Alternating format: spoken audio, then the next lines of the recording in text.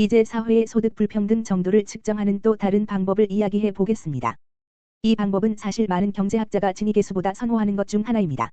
왜냐하면 이 방법은 사회에서 빈부격차가 크게 벌어졌을 때 존재하는 몇몇 도전 과제를 더 현실적으로 보여주기 때문입니다.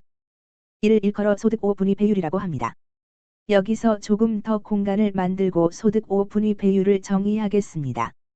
그런 다음 로렌츠 곡선 다이어그램을 다시 살펴보고 가상의 국가 X에 대한 소득 5분위 배율을 계산해 보겠습니다. 소득 5분위 배율은 정말로 단순한 개념입니다. 지니계수보다 계산하기가 훨씬 쉽습니다. 소득 5분위 배율은 최상위 20% 부유층의 평균 소득이 최하위 20% 빈곤층의 평균 소득과 비교해 총소득에서 차지하는 배율을 말합니다. 다시 말해, 최상위 20% 부유층이 소득 사다리의 최하위 20% 속하는 사람보다 평균적으로 얼마나 더 부자인지 말해줍니다. 이는 한 나라의 소득 불평등 수준을 비교하는 데 유용한 지표입니다. 가상의 국가 X를 다시 살펴봅시다. 우리는 이 계산을 할 수 있습니다. 계산이 정말 쉽습니다. 여기서 어떻게 하는지 보여드리겠습니다. 우리 그래프를 보면 국가 X에서 총소득의 40%를 가장 부유한 20%가 챙긴다는 걸 알 수 있습니다. 80번째 백분위수 상의 지점이 총소득의 60% 수준에 대응하기 때문에 부유층 20%가 전체 소득에서 40%를 챙긴다는 것을 보여줍니다.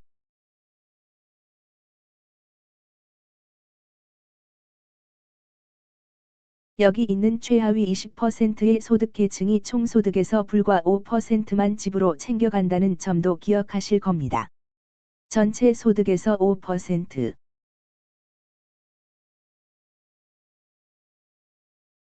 자, 그렇다면 문제는 최상위 20%에 속한 일반인이 최하위 20%에 속한 일반인보다 얼마만큼 더 부자일까요? 소득 5분위 배율을 여기서 구해보겠습니다. 소득 5분위 배율은 여기서 내가 설명한 바대로 최상위 20%가 벌어들인 소득의 크기를 최하위 20%가 벌어들인 소득의 크기로 나눈 것과 같습니다. 이것은 매우 간단한 계산입니다. 40%를 5%로 나누면 가상의 국가 X의 소득 5분위 배율은 8입니다. 자, 이제 이 숫자가 뭘 말해주나요? 어떻게 우리가 상이한 국가의 소득 5분위 배율을 해석할 수 있나요? 다시 말씀드리지만 공공 데이터를 찾기는 매우 쉽습니다. 실제로 우리는 국가별 데이터를 간단히 살펴보고 실제 세계의 여러 국가별 소득 5분위 배율을 해석해 보겠습니다. 편의상 위키피디아를 이용하려고 합니다. 보통은 통계적 타당성을 원한다면 위키피디아 이용을 권장하지 않습니다. 그 대신 소득 불평등 자료에 관한 여러 공개 데이터베이스의 접근권을 보유한 세계은행이나 구글의 공공 데이터 익스플로러를 사용하는 것이 좋습니다. 하지만 위키피디아를 살펴보는 것도 정말 유용한 방법입니다. 여기 나오는 것은 가용한 세계 각국의 소득 분배 데이터를 보여주는 표인데 우리가 관심 있는 것은 R/P 20%입니다. 왜냐하면 그것이 방금 우리가 논한 내용이기 때문입니다. 최하위 20%의 평균 소득에 대한 최상위 20%의 평균 소득 배율입니다. 이 데이터를 20% 칼럼을 이용해 정렬해 보겠습니다. 이제 우리는 가용한 데이터가 있는 곳으로 스크롤할 수 있고 여기 보시다시피 세계에서 가장 평등한 나라 중 일부를 볼 수 있습니다. 예를 들면 네덜란드, 일본, 체코, 보스니아 헤르체고비나, 핀란드, 헝가리 등입니다. 이들 국가에서는 최상위 20%의 평균 소득 점유율이 최하위 20%의 평균 소득 점유율과 비교해 상당히 낮습니다. 보시다시피 가장 낮게는 2.5의 네덜란드에서 높게는 3.8인 핀란드와 헝가리가 있습니다.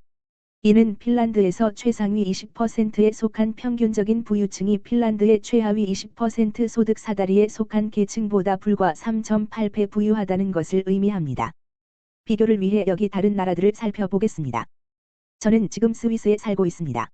보시다시피 스위스는 핀란드나 네덜란드보다 더 불평등하다는 것을 알 수 있습니다. 평균적인 최상위 20%가 평균적인 최하위 20%보다 5.5배 더 부유합니다. 계속 아래로 스크롤 하겠습니다. 사하라 사막 이남의 아프리카 나라를 봅시다. 아마도 말라위. 여기 말라위가 있습니다. 말라위의 경우 가장 부유한 5분위수에 속한 평균적인 사람은 가장 가난한 5분위수에 속한 평균적인 사람보다 6.7배 부자입니다. 그리고 우리는 계속 내려가야만 미국을 발견합니다. 지금 당장 파악할 수 있듯이 미국이 여러 유럽 국가보다 훨씬 더 불평등하다는 것을 알 수 있습니다.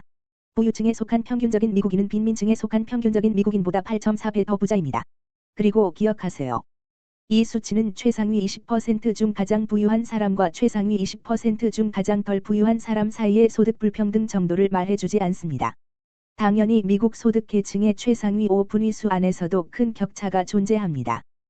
여러분은 이 페이지를 직접 들여다볼 수 있습니다. 이 영상 해설 부분에 링크를 걸 테니 나중에 확인해 보세요. 바닥까지 내려가면 세계에서 가장 불평등한 나라 중 몇몇 국가를 볼 수 있습니다. 하이티, 레소토, 나미비아를 보세요. 나미비아에서 평균적인 최상위 부유층은 평균적인 빈민층보다 56배 부자입니다. 그것과 앞서 살펴본 북유럽 국가들과 비교해보면 상당한 차이가 있습니다. 예를 들어 일본의 평균적인 최상위 부자들은 소득 사다리의 최하위에 속한 평균적인 사람보다 불과 3.4배 더 부유합니다. 이번 수업에서 한 나라의 소득 불평등 수준을 계량화하는 두 가지 상이한 측정 기준 내지 측정 방법을 소개했습니다. 지니계수에 관해서 놓치지 말아야 할 중요한 대목은 지니계수가 높을수록 불평등 정도가 크다는 겁니다. 왜냐하면 이것은 절대평등선과 한 나라의 로렌츠 곡선 사이의 거리가 벌어졌다는 걸 말해주기 때문입니다. 소득 5분위 배율에 대한 결론을 내리도록 합시다. 최상위 20%와 최하위 20%의 소득 점유율 사이 차이가 커질수록 사회의 소득 불평등 수준이 더 큰 상태입니다.